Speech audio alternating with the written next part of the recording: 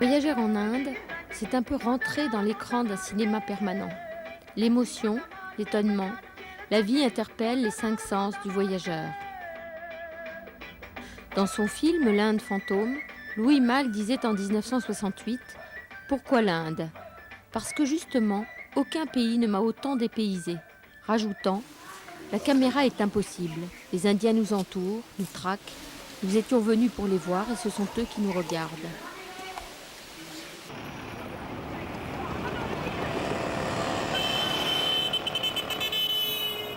La rue est un spectacle animé et permanent de bruit, mais aussi d'images commercialisées, d'affiches, de cinéma, de télévision et vidéo. Les images foisonnent, décoratives comme religieuses. Dans leurs temples, les Indiens vont voir les statues et font le darshan, la vision, pour s'imprégner de l'image des dieux.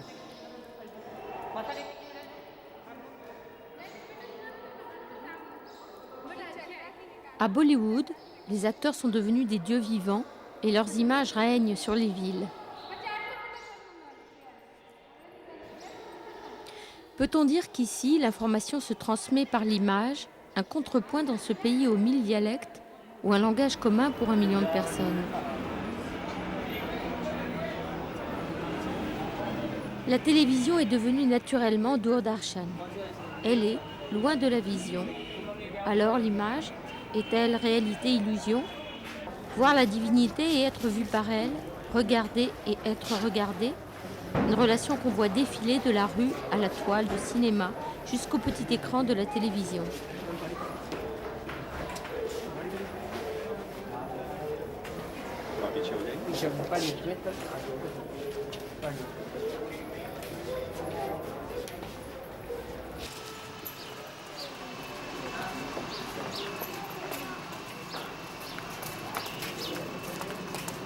L'Inde profonde, l'Inde des castes et des villages, les plus imperméables au monde moderne, à la télévision. Le fond d'écran des voyages de Louis Malle et de Henri Michaud se câble, se parabolise. Depuis 20 ans, le paysage audiovisuel a remodelé la vie des villages. Le nouvel hôtel télévisuel touche 52% des habitants de l'Inde. Les spectateurs en milieu rural, 297 millions, sont désormais plus nombreux que ceux des grandes villes, 239 millions. Comment faire coexister toutes ces sources d'images dans une mosaïque de peuples et de langues à l'échelle d'un continent de plus d'1 milliard d'individus ?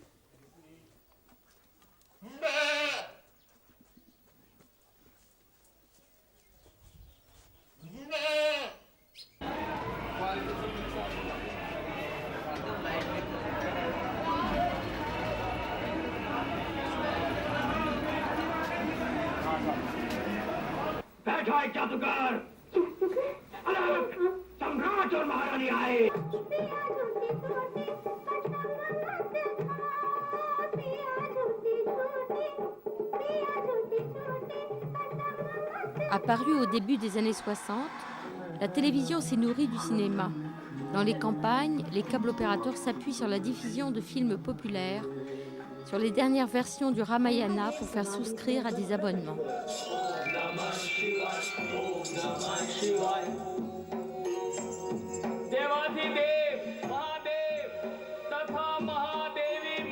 L'épopée fondatrice du Ramayana en Indie est doublée dans les langues régionales afin d'être diffusée auprès d'un plus grand nombre de téléspectateurs attachés à leur culture locale.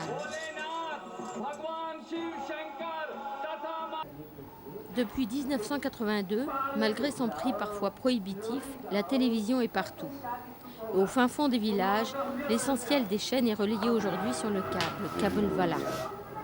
Objet d'un culte, la télévision est plus qu'un nouvel art populaire. La télévision est de l'ordre du divin.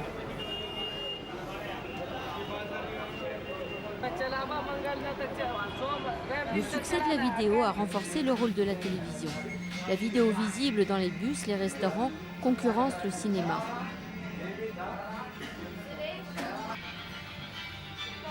Comme si cela ne suffisait pas, à l'intérieur des tubes cathodiques s'interfèrent les chaînes satellitaires, Asianet, Sun, et la chaîne publique indienne Doordarshan, qui depuis la fin de son monopole s'est diversifiée en développant 11 nouvelles chaînes régionales et des canaux spécialisés dans le sport, l'information et l'éducation. Elle reste néanmoins un des plus grands réseaux de diffusion dans le monde. Les grands groupes audiovisuels mondiaux, Disney, Warner, inspirent la programmation des nouvelles chaînes indiennes, soap opéra, telenovelas américaines, quiz américains, offres, présentations et publicités à l'américaine, jusqu'à la chaîne MTV indianisée dans ses logos.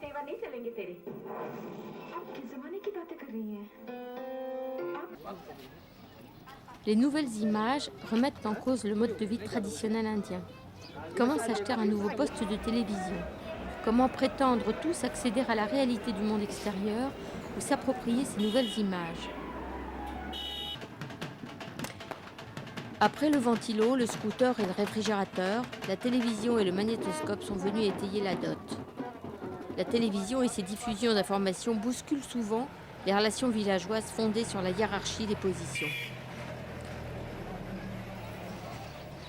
La consommation de nouvelles images liées à une idée de modernité peut aussi favoriser l'exclusion de la communauté. Si le prix national du blé est connu de tous, ce qui entraîne l'équilibre des valeurs et la télévision se positionne comme la vitrine économique de l'Inde.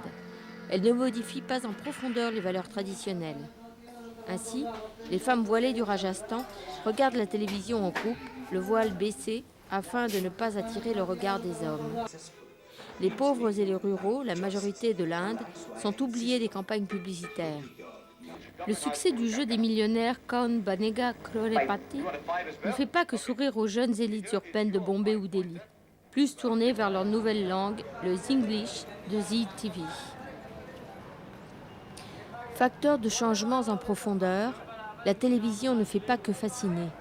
Elle peut aussi générer des inquiétudes nouvelles, écho aux interrogations de Louis Malle dans les années 60. Est-ce la seule civilisation à pouvoir résister victorieusement au rouleau compresseur de la civilisation industrielle? L'Inde ne semble plus échapper à la mondialisation audiovisuelle. L'arrivée d'Internet prophétise des thèses de McLuhan, où le village serait devenu un village global.